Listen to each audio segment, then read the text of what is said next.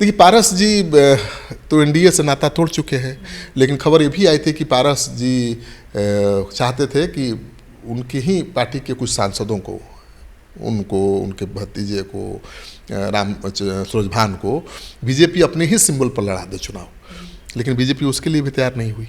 तो अब तो बीजेपी से उनका नाता टूट चुका है। अब बीजेपी, मैंने कहा ना कि जिसके पास वोट नहीं है बीजेपी के लिए कोई मतलब नहीं है। चिराग पासवान के पास वोट है, इसलिए बीजेपी उनको गले लगाए हुए है। अब पशुपति पारस आरजेडी के भी संपर्क में हैं और कांग्रेस के भी संपर्क में हैं। दोनों पार्टियों से ऑफर ऐसा आ गया है कि वो संकट में है। दोनों का ऑफर है कि आप अपने पार्टी का विलय करिए और आप लड़िए चुनाव।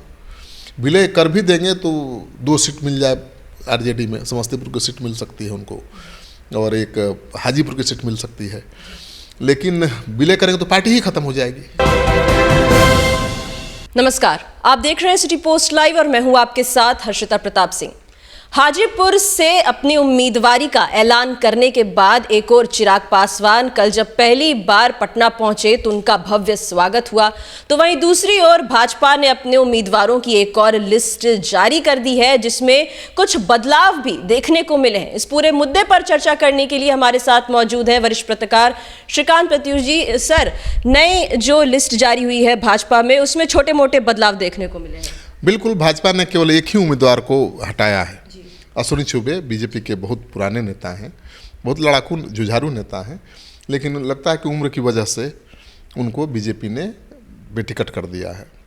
उनकी जगह पर मिथिलेश तिवारी को बीजेपी ने अपना प्रत्याशी बनाया है। मिथिलेश तिवारी बैकुंठपुर विधानसभा से चुनाव जीतते रहे हैं, पिछली बार वो हार गए थे, लेकिन पार्टी में संगठन का काम देख रहे हैं, बहुत तेज तरार नेता हैं और उनको पार्टी ने अश्विनी चौबे की जगह बक्सर से चुनाव लड़ाने का फैसला लिया है। अब देखना यह है कि वो कितना दमखम दिखा पाते हैं, क्योंकि लड़ाई इस बार दिलचस्प है। सुधाकर सिंह आरजेडी के उम्मीदवार हैं, जगदानंद सिंह के बेटे हैं और सुधाकर सिंह अपनी अलग पहचान बना चुके हैं नीतीश कुमार से लड़कर और किसानों की समस्याओं को उठाकर। जब कृषि मंत्री थे तो अपनी ही सरकार के खिलाफ बोलते थे और किसानों के मुद्दों को लेकर सवाल भी उठाते थे। तो वो चुनाव मैदान में है, तो लड़ाई कांटे की होगी, टक्कर कांटे का होगा, लेकिन बक्सर की सीट बीजेपी की ही रही है। अब मिथिलेश भी तेज तरार और विवादित नेता नहीं है, तो सफलता उनको मिल सकती है। दूसरी सबसे खास परिवर्तन ये है कि नवादा की सीट को लेकर सबकी नज़र बीजेपी की लिस्ट पर टिकी हुई थी कि नवादा से कौन लड़ेगा। नवादा तो पहले एलजेपी के खाते में थी सीट, लेकिन बीजेपी ने अपने पास ले लिया था। तो कई तरह की चर्चा हो रही थी कि नवादा से बेगूसराय के सांसद गिरिराज सिंह को लड़ाया जा सकता है। नवादा से पहले भी चुनाव जीतते रहे हैं और ये चर्चा हो रही थी कि सूरजभान सिंह जो अपने भाई को लड़ाना चाहते हैं बीजेपी से, अब एलजेपी में थे तो पैदल हो गए। एलजेपी की पारसकूट के तो एक भी सीट मिली नहीं, तो बीजेपी के संपर्क में थे और ऐसी संभावना जताई जा रही थी कि सूरजभान सिंह की पत्नी या भाई को बेगूसराय से लड़ा जा सकता है चुनाव, क्योंकि उनका पुराना क्षेत्र रहा है। लेकिन ऐसा हुआ नहीं। नवादा सीट से विवेक ठाकुर को, जिनका नाम का चर्चा थी भी कि विवेक ठाकुर जो राज्यसभा सदस्य हैं, उनको बीजेपी उम्मीदवार बना सकती है। वो भी भूमिहार बिरादरी से आते हैं, तेज तरार नेता हैं, सीपी ठाकुर के बेटे हैं। तो उनके चुनाव मैदान में उतर जाने के बाद अब कई तरह के सवाल उठने लगे हैं, क्योंकि वहाँ भी लड़ाई पहले वाली नहीं है, वहाँ भी लड़ाई दिलचस्प है। वहाँ भी आरजेडी ने बहुत मजबूत दमदार कुशवाहा प्रत्याशी उतार दिया है।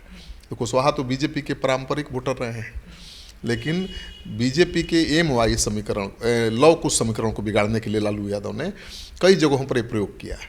सिवान में कुशवाहा को उतार दिया, औरंगाबाद में उतार दिया, नवादा में भी उतार दिया है। तो लड़ाई बड़ी हो गई है। लेकिन राहत की बात यही है कि वहाँ से आरजेडी के नेता राजवल्लभ यादव के भाई भी ताल ठोक रहे हैं निर्दलीय मैदान में आने के लिए। तो आएंगे तो लालू यादव का ही वोट काटेंगे, तो लड़ाई आसान भी हो सकती है, लेकिन वो कितना काट पाएंगे ये भी सबसे बड़ा सवाल है। तो नवादा सीट को लेकर अब पेंच, दूसरा सबसे बड़ा पेंच है कि सूरजभान क्या चुप बैठ जाएंगे। देखिए, राजनीति में आप चुप बैठ गए तो ख़त्म हो गए, अब की कहानी ख़त्म हो गई। बीजेपी ने कई लोगों को ऐसे ख़त्म कर भी दिया है। अश्विनी चौबे थोड़े सोचे थे कि बिल्कुल पैदल हो जाएंगे। उनको उम्मीद होगी कि बक्सर कटेगा तो भागलपुर मिल जाएगा, क्योंकि भागलपुर भी बहुत घूमते रहते हैं, उनका पुराना क्षेत्र रहा है। बेटे के लिए भी कोशिश कर रहे थे, लेकिन बीजेपी ने तो पैदल कर दिया।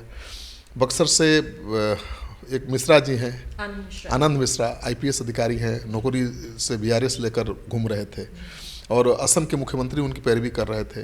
बीजेपी ने नहीं दिया, एक अपने मामूली कार्यकर्ता को, नेता को उम्मीदवार बना दिया।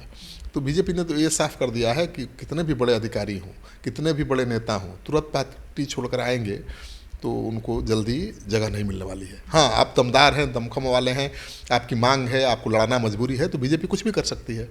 लेकिन बीजेपी ऐसे एहसान जताने वाली नहीं है, मतलब कि आपको हम अबलाइज कर देंगे, ऐसा कुछ नहीं है। बीजेपी को जिताऊ उम्मीदवार चाहिए। आप झारखंड में देख लीजिए, बीजेपी ने गीता कोड़ा को उम्मीदवार बना दिया, सीता सोरेन जो हेमंत की भाभी हैं उनको उम्मीदवार बना दिया, तो उनको लगता है कि वो जीत सकती हैं।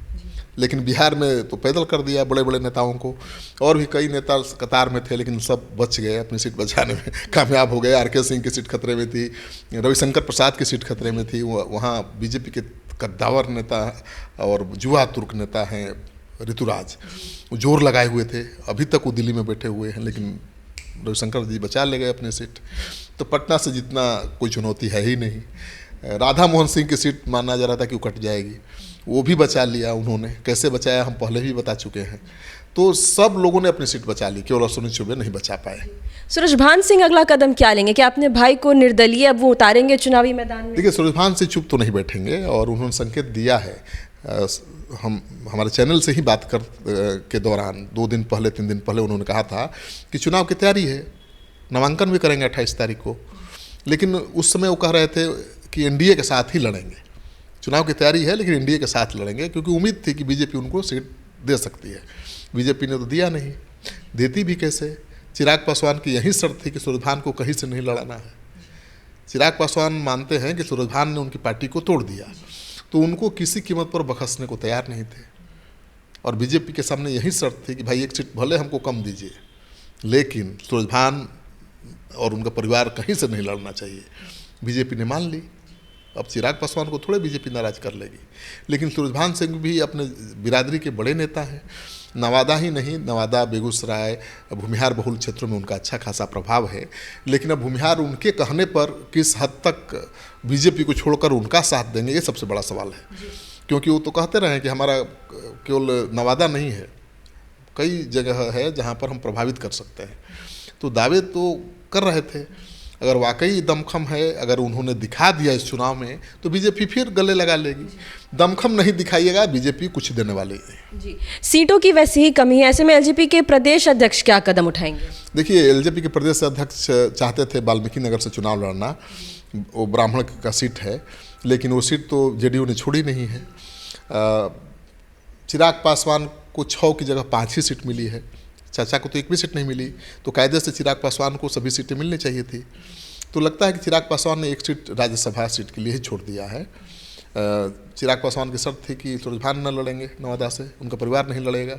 दूसरी शर्त ये होगी कि भाई अब जेडीयू छोड़ नहीं रहा है वाल्मीकि नगर सीट, और वो चाहते भी है कि वाल्मीकि नगर सीट, वो चाहते भी है कि ज़्यादा फॉरवर्ड समाज, मतलब अगड़े समाज के ज़्यादा लोग न हो जाए उनकी पार्टी से, क्योंकि उनकी पार्टी तो दलितों की, पासवानों की पार्टी है ना। ये भी तो मैसेज देना है कि हम पासवानों के हित को सर्वोपरि रखते हैं, सबसे ऊपर रखते हैं।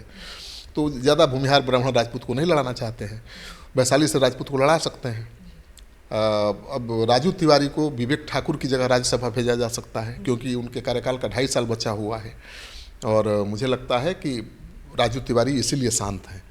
और उन्होंने कहा भी था हमसे खास बातचीत में कि भाई चिराग जी ने कह दिया कि आप अपनी चिंता मत करिए, तो हम बेफिक्र हैं, अब चिराग सोचेंगे मेरे लिए।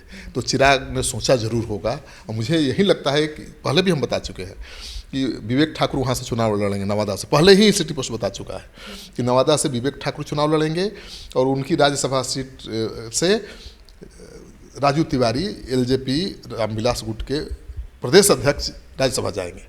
वही होता हुआ दिखाई दे रहा है। एक आखिरी सवाल सर, पारस को लेकर अब तक कुछ साफ नहीं हुआ है। देखिए, पारस जी तो एनडीए से नाता तोड़ चुके हैं, लेकिन खबर ये भी आई थी कि पारस जी चाहते थे कि उनकी ही पार्टी के कुछ सांसदों को, उनके भतीजे को, सूरजभान को बीजेपी अपने ही सिंबल पर लड़ा दे चुनाव। लेकिन बीजेपी उसके लिए भी तैयार नहीं हुई। तो अब तो बीजेपी से उनका नाता टूट चुका है। अब बीजेपी, मैंने कहा ना कि जिसके पास वोट नहीं है बीजेपी के लिए कोई मतलब नहीं है। चिराग पासवान के पास वोट है, इसलिए बीजेपी उनको गले लगाए हुए है।